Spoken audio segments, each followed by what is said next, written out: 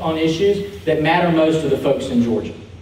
And so through polling and workshops we did all over the state, we came down to the 8 issues that we felt were going to drive the economic growth of Georgia and help us continue to be the best place to do business as we move forward. We call it 8 for 18. You can go to our website, 8for18.com. You can learn all about it. And what's great about this website and our social media feed is you can see what Stacey Abrams and Brian Kemp both say in a bipartisan manner about what they want to do to fix rural Georgia, what they want to do to help grow our ports and our infrastructure. And you can see where the lieutenant governor candidates are and everyone else. Deepening the Port of Savannah is a top priority, been our top priority for as long as I can remember.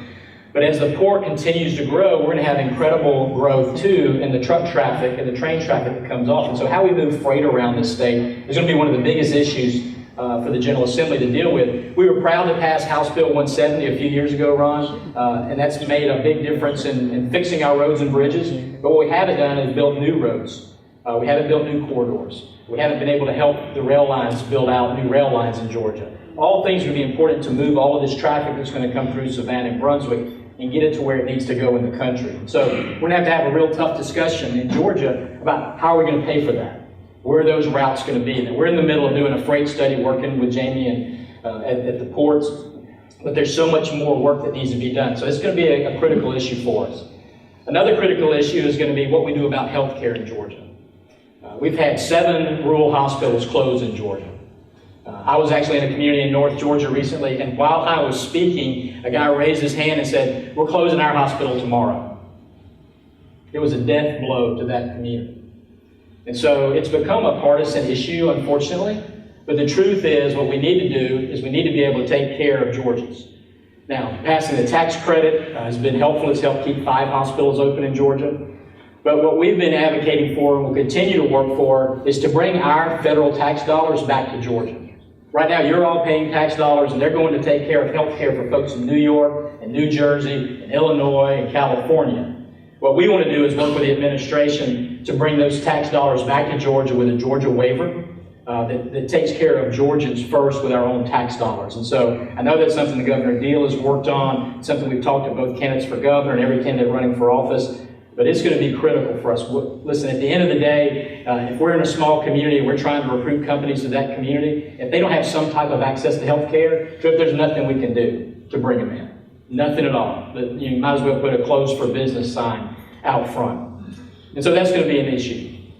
We talked, hopefully you saw the shout out show there to Savannah a couple times in our video, including the fountain downtown. There's more that we can do on tourism. We feel passionately about this, whether it's the outdoor economy, tourism economy. One thing we've got to do is we've got to be able to spend the same amount of dollars on average that our competitors. Georgia spends less on promoting tourism than South Carolina does, than Alabama does, and granted, you probably got to pay more to convince people to go to Alabama. I understand that. But we ought to at least be in the game there. And so we're talking to candidates about how to do that. Another issue that we're working on for tourism, and Ron's been a real champion of this, is school start date. We've got some schools in Georgia this year that started back in July. For the love of Pete, when is a kid ever supposed to get experience working there in the summer? We literally had this year between camps and our 8 weeks of summer vacation, there was 1 week we could go on vacation. That was it. And so we're taking time away from families, and we're also screwing up our calendar as well, and it hurts working families. When you there's one community in Georgia, they literally started the end of July. They had fall break in September. I don't know about you, fall break when it's 90 degrees outside is not what I consider fall break. And so we've got a Senate committee now working on this. We're going to work on this issue, but there's more to do in tourism, and we're going to make it a priority as we move into the next administration. But I think the most important issue for the next governor, and the issue that we want to work with him most on, is this question about talent. Will Georgia have the talent for the jobs of the future? I want to unpack that for just a minute. How many of you have a job open right now that you can't fill? That you've got positions open out there? Quite a few of you out there.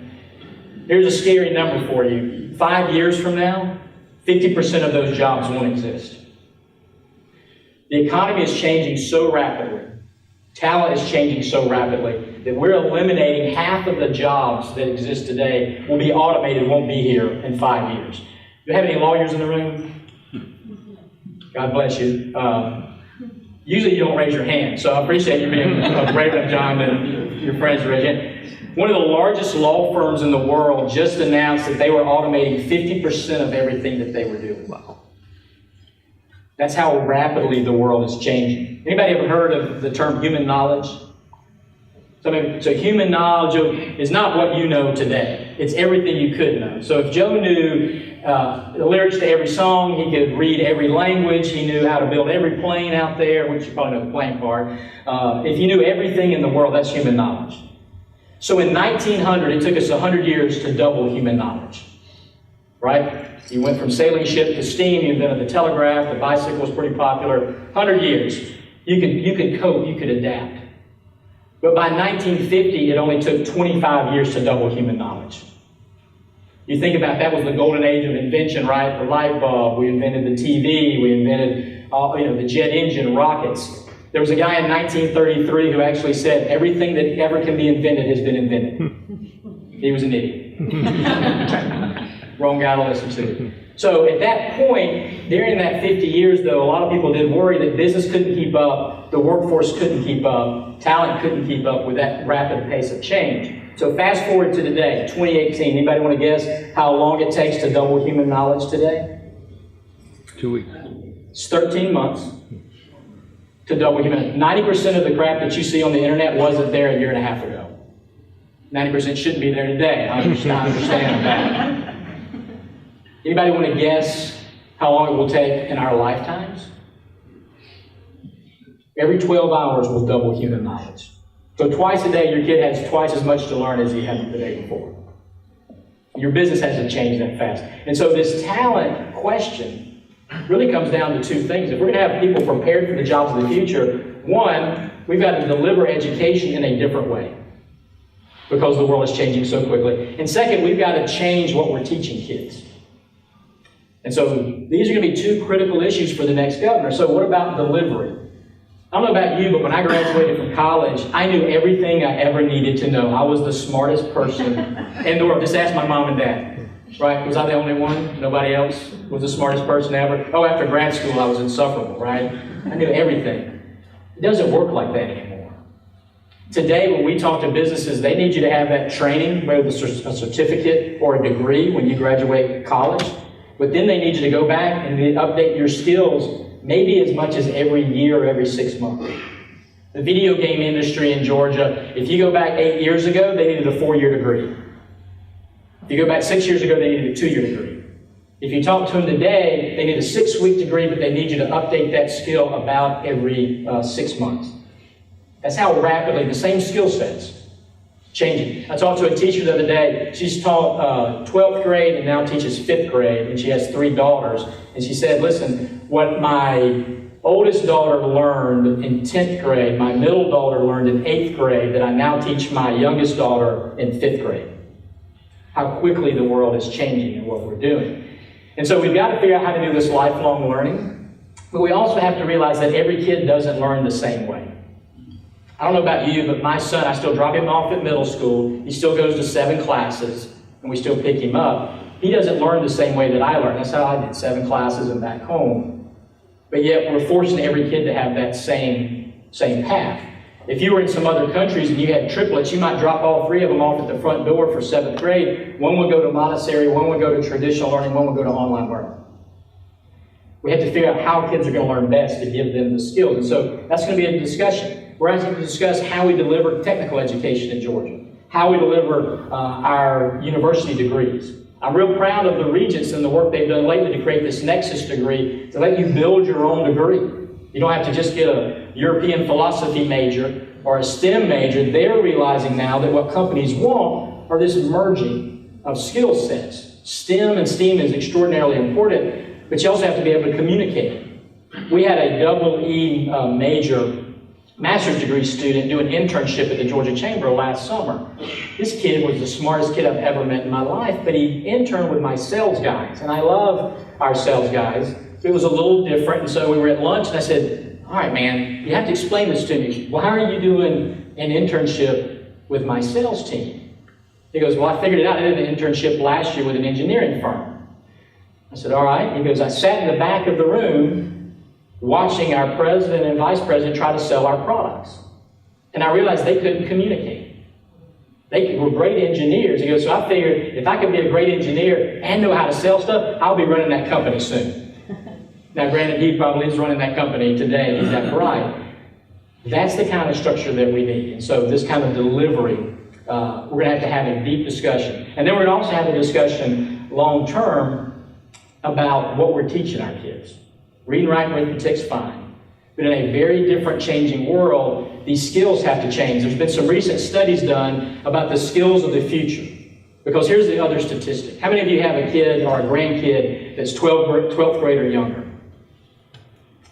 Scary number for you. When they graduate college or technical college, 85% of the jobs that will be available to them don't exist today.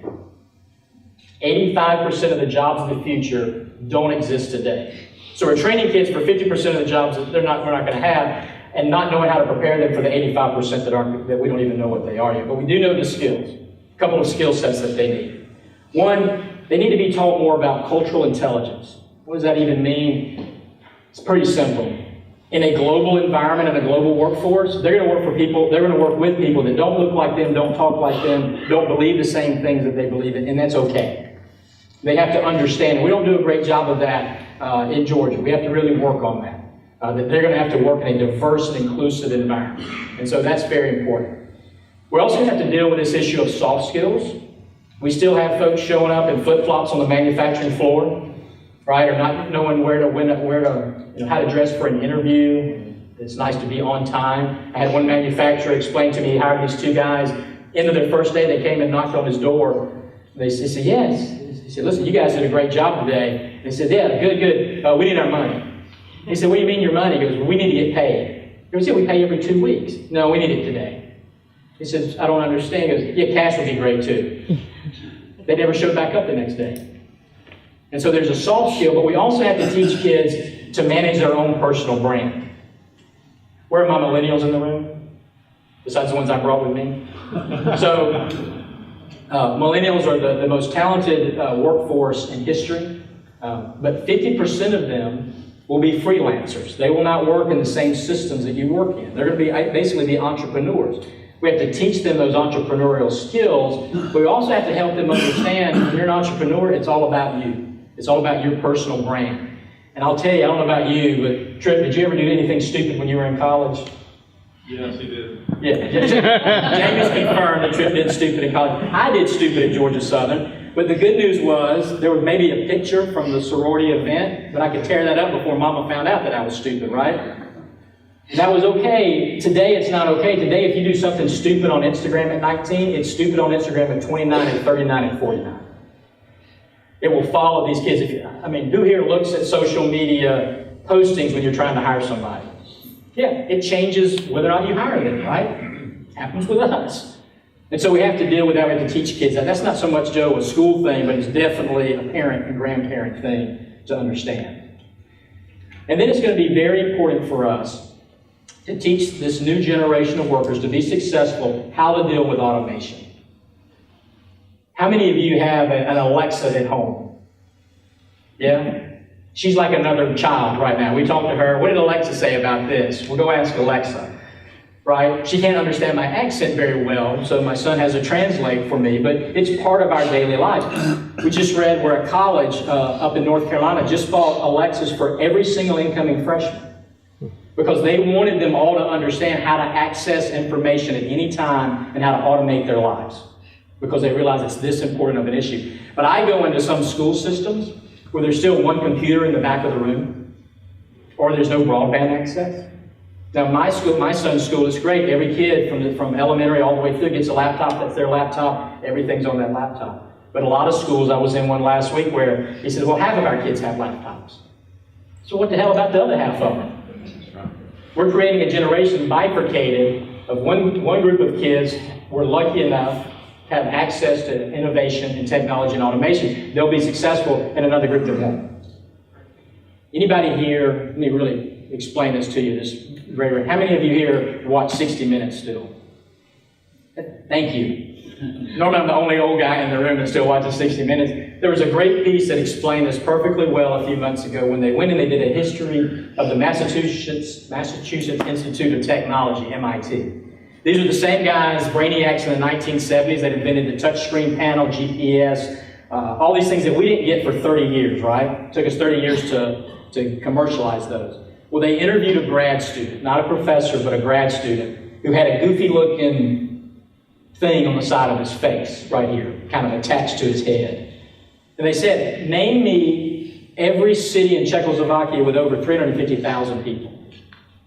And the kid just looked in the air, and then he repeated it, and he gave him the answer. And then they asked him all of these mathematical equations, and he answered every one. He'd invented a way, without touching, without speaking, to think a question, have it go into the internet, Google it up, feed the answer back into his brain so he can put it back out.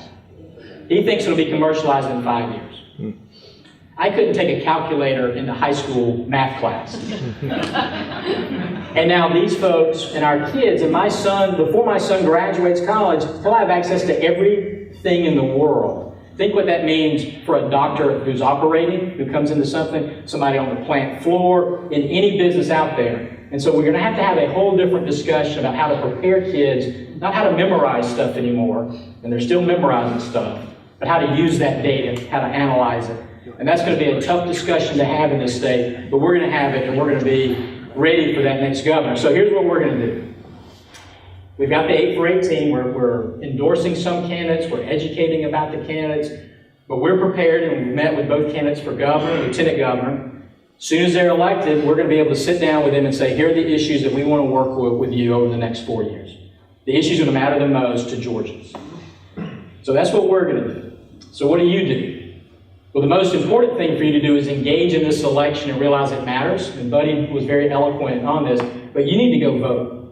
And more importantly, you need to encourage your employees to go vote and educate them about the issues that matter to your business. You don't have to tell them how to vote. I'm happy to do that for you if you want me to. But you need to educate them on the issues that matter and going to help grow your business. At the end of the day, all the studies show, all the polling shows, employees will do what their employer tells them to do before they do what their wife tells them or the church tells them to do. It's kind of weird, but they trust you. And so we should be embarrassed as a state that in our runoff in July, only 10% of Georgians bothered to vote for governor, lieutenant governor, 2 congressional seats, or state school superintendent.